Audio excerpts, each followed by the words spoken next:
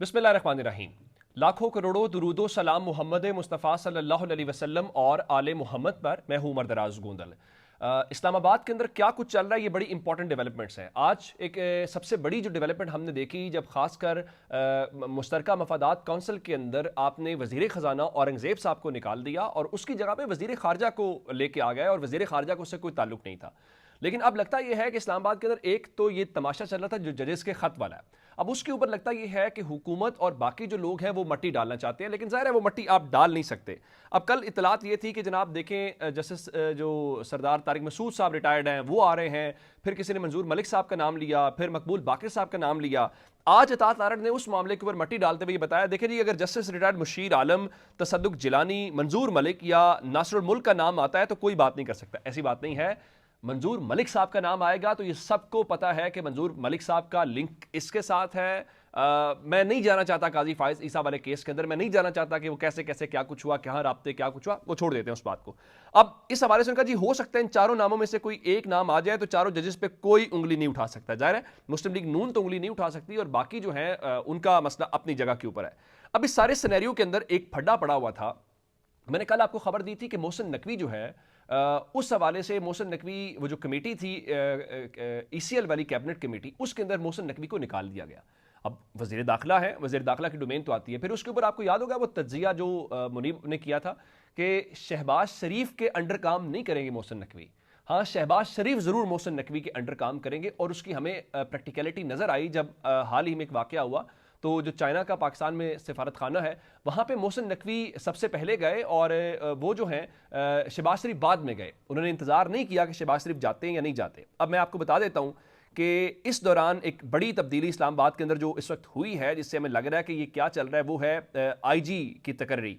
अब वहाँ पे जो आईजी अकबर नासिर हैं, उनको हटा दिया गया। अब ये जो अकबर साहब थे, अकबर नासिर खान, ये वो आदमी है जिसको इलेक्शन कमीशन ने हुक्म दिया था कि आप हटा दें, लेकिन उसको कोई हटा नहीं सका। आपको याद होगा उन्होंने कहा कि डीसी को हटा दें, नहीं हटाया गया, इलेक्शन हो गए। इलेक्शन कमीशन का हुक्म तहरीक इंसाफ के ऊपर तो चलता है, यहां वो नहीं मना सके थे। लेकिन अब उन साहब को हटा के कहा गया है कि जनाब आप चले जाएं और आप एस्टैब्लिशमेंट डिवीजन को रिपोर्ट करें। अब उनकी जगह पे लाहौर में लगे हुए डीआईजी ऑपरेशन सैयद अली नासिर रिजवी साहब जो हैं, उनको जनाब आली आईजी इस्लामाबाद तैनात किया गया है। अब उनके एजाज के ऊपर, क्रेडेंशियल्स के ऊपर क्या है, उनके क्रेडेंशियल्स और उनके एजाज़ात में भी वो चीज़ शामिल है जो तहरीक इंसाफ के साथ जो कुछ हुआ, जो ज़मान पाक ऑपरेशन हुआ। फिर इस दौरान वो कहते जी मेरे ज़मान पाक ऑपरेशन के दौरान मेरी आंख भी मुतासिर हुई, और कोई खासे करोड़ जो है उनकी आंख के इलाज के लिए हुकूमत जो है उसने मुख्तस किए।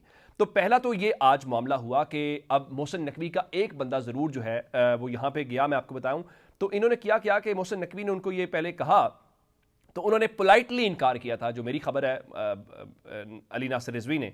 लेकिन जब दूसरी बार उन्होंने कहा तो फिर जाना पड़ा, और वो उसके अंदर अब शामिल हुए। अब उसके बाद सेक्रेटरी दाखिला का रौला पड़ा हुआ था, और सेक्रेटरी दाखिला को लेके वो जो आईजी पंजाब हैं कैप्टन उस्मान, उनको लेके जाना चाहते थे। लेकिन उस पर दो लड़ाइयाँ थी। एक लड़ाई शहबाज शरीफ के साथ थी, दूसरी लड़ाई डीएमजी और पुलिस सर्विस ऑफ पाकिस्तान की लड़ाई थी। यानी डीएमजी वाले ये कहते हैं कि चूंकि यहाँ पे हमारा ऑफिसर आता है तो पुलिस सर्विस ऑफ पाकिस्तान से नहीं आना चाहिए। तो मैं आपको बताना चाहता हूँ कि इब्तदाई तौर पे यहाँ पे मोहसिन नकवी को शिकस्त हुई है। अब लोग ये सवाल उठा रहे हैं कि ये कौन कर रहा है।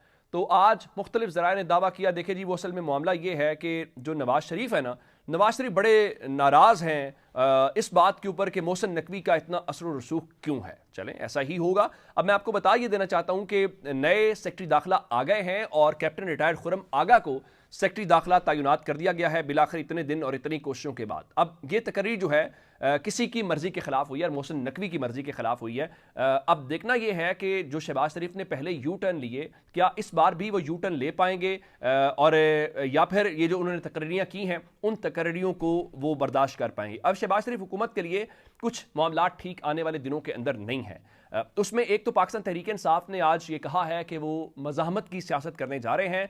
कोर कमेटी का इजलास हुआ है। कोर कमेटी के उस इजलास में रऊफ हसन ने कहा जी 2 साल हमने जबर जुल्म बर्दाश्त कर लिया है, اب وقت آ گیا ہے کہ ہم اپنی سائیڈ کی کہانی جو ہے وہ سامنے رکھیں، اور ساتھ ہی انہوں نے کہا کہ ہم یہ چاہتے ہیں کہ یہ جو ریٹائرڈ ججز والا آپ کر رہے ہیں، یہ ریٹائرڈ ججز والا معاملہ نہیں چلے گا، بلکہ آپ تمام ججز کے اوپر مشتمل، جو سپریم کورٹ کے تمام ججز ہیں ان کے اوپر مشتمل، یا سپریم کورٹ کے جو موجودہ ججز ہیں ان پر مشتمل جو ہے ایک جوڈیشل کمیشن بنائیں، یعنی حاضر سروس لے کے آئیں، نہ کہ ریٹائرڈ حاضر سروس کو وہ دے سکتے ہیں۔ دوسرا، اسد کیسر جو ہے پاکستان تحریک انصاف کے، وہ یہ کہتے ہیں کہ جناب دیکھیے یہ مفاہمت نہیں، مزاحمت کا وقت ہے اور قانون کی بالادستی کے لیے ہمیں باہر نکلنا ہوگا۔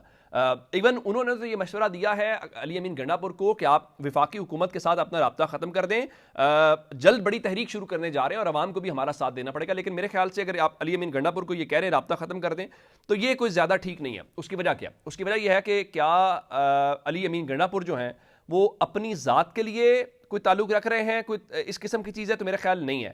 اب یہ ان کا کام یہ ہے کہ وہ وہاں پہ صوبے کے پیسے لینے ہیں، صوبے کے حقوق ہے، تو ظاہر ہے جیسے تعیناتیاں کرنی ہے، چیف سیکرٹری کا تقرر نہیں ابھی تک ہو سکا، آئی جی کی تقرری نہیں ہو سکی، تو آپ کو یہ کرنا پڑے گا۔ لیکن اس حوالے سے کور کمیٹی میں یہ فیصلہ ہوا ہے کہ پیر کے روز سے پاکستان تحریک انصاف جو ہے وہ روزانہ کی بنیاد کے اوپر احتجاج کرے گی، اور یہ احتجاج پورے ملک میں ہوگا اور اسلام آباد کے اندر بالخصوص ہوگا۔ لیکن اس سے ایک بڑی ڈیولپمنٹ جو عمران خان نے ایک تگڑا فیصلہ کیا، میں آپ کو بتانا چاہتا ہوں۔ ایک تو ٹکٹس کا مسئلہ تھا، جیسے ڈھانڈلا کا ٹکٹ بھکر والا وہ ودرا کیا گیا ہے، پھر لاہور کا حلقہ پی پی 147 جو ہے حمزہ شہباز والا، وہاں پہ جو محمد مدنی ہیں ان کو ٹکٹ جاری کر دیا گیا ہے، چونکہ ان کی بڑی قربانیاں ہیں۔ 2018 میں جب کوئی کھڑا نہیں ہو رہا تھا تو مدنی صاحب نے الیکشن لڑا اور بڑے لائل قسم کے پاکستان تحریک انصاف کے کارکن ہیں، لیکن ان کو اگنور کیا گیا۔ اب میں آپ کو بتانا اس حوالے سے یہ چاہتا ہوں کہ آج ایک بڑا فیصلہ انپریسیڈنٹڈ ہوا ہے۔ پاکستان کی سیاست میں رواج یہ ہے کہ آپ اپنے رشتہ داروں کو نوازتے ہیں، آپ اپنے تعلق والوں کو لے کے آتے ہیں۔ دیکھیں نا، خواجہ آصف کو چھوڑ کے اسحاق ڈار کی کیا صلاحیت ہے سوائے اس کے کہ وہ نواز شریف کے سمدھی ہیں؟ تو پاکستان میں تصور یہ ہے کہ اندھا اپنوں میں ہی ریوڑیاں بانٹتا ہے، لیکن عمران خان اس سے بالکل مختلف ہے۔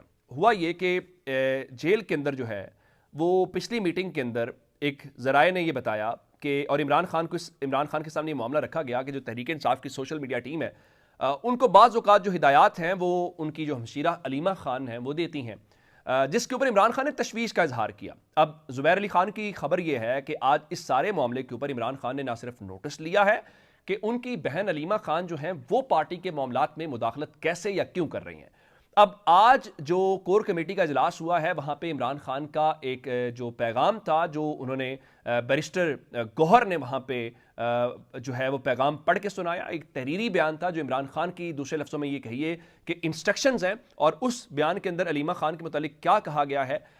یہ کہا گیا ہے کہ تحریک انصاف کے جو تمام تر معاملات ہیں وہ پاکستان تحریک انصاف کی کور کمیٹی طے کرے گی، اور پارٹی کور کمیٹی ارکان کے علاوہ کسی بھی فرد کو پارٹی کے حوالے سے ہدایات نہیں دی جائیں گی، اور نہ ہی کور کمیٹی کسی سے ہدایات لے گی۔ میرے خیال سے یہ صرف عمران خان ہی کر سکتے ہیں، پاکستان کے اندر کوئی اور یہ نہیں کر سکتا، ورنہ کوئی میرے جیسا یا آپ جیسا ہوتا تو کہتا ہے ٹھیک ہے بھائی میں اس وقت جیل کے اندر ہوں اور میری ہمشیرہ جو ہے وہ ہمارے معاملات کو دیکھ رہی ہیں تو بالکل ٹھیک ہے، وہ چلا رہی ہیں۔ لیکن مسئلہ یہ ہے کہ عمران خان ایسا کام ہونے نہیں دیتے، اور انہوں نے اس بارے میں کہا کہ آپ ایسا بالکل بھی نہیں کریں، کور کمیٹی خود سے فیصلے کرے، کسی اور کو اس بارے میں کوئی جو حیثیت ہے وہ نہیں کرنے دیں گے۔ اچھا، اب چونکہ میں نے آپ کو کہا کہ ججز والا معاملہ، تو ججز والے معاملے کے اندر ایک اور بھی رخ آیا، چونکہ حکومت اس کو دبانا چاہتی ہے، لیکن اب اس وقت اپوزیشن بالکل ڈیفرنٹ ہے۔ اب تحریک انصاف اسمبلیوں میں بیٹھی ہوئی ہے، نہ صرف اسمبلیوں میں بیٹھی ہوئی ہے بلکہ ان کا نمبر بہت بڑا ہے، یعنی اس طرح کی اپوزیشن نہیں ہے کہ کوئی کونے میں کہیں آگے پیچھے کوئی 15 20 25 لوگ نہیں، 100 سے زائد ارکان ہیں ان کے اس وقت قومی اسمبلی میں۔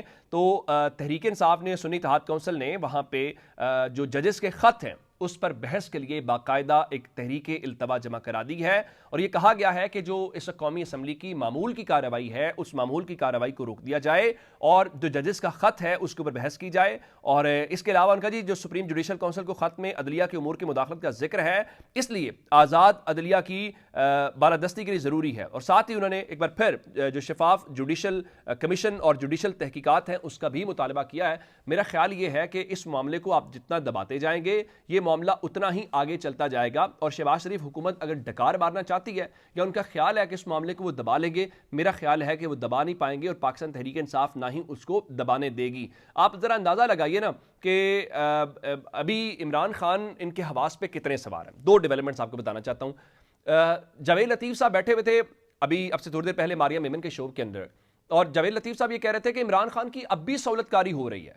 اگر یہ سہولت کاری ہے کسی کا جیل میں جانا، کسی سے ملاقاتوں کے اوپر پابندی لگ جانا، کسی کی پارٹی نشان چھین لینا، تو میرا خیال ہے پھر یہ سہولت کاری باقی جماعتوں کی بھی ہونی چاہیے۔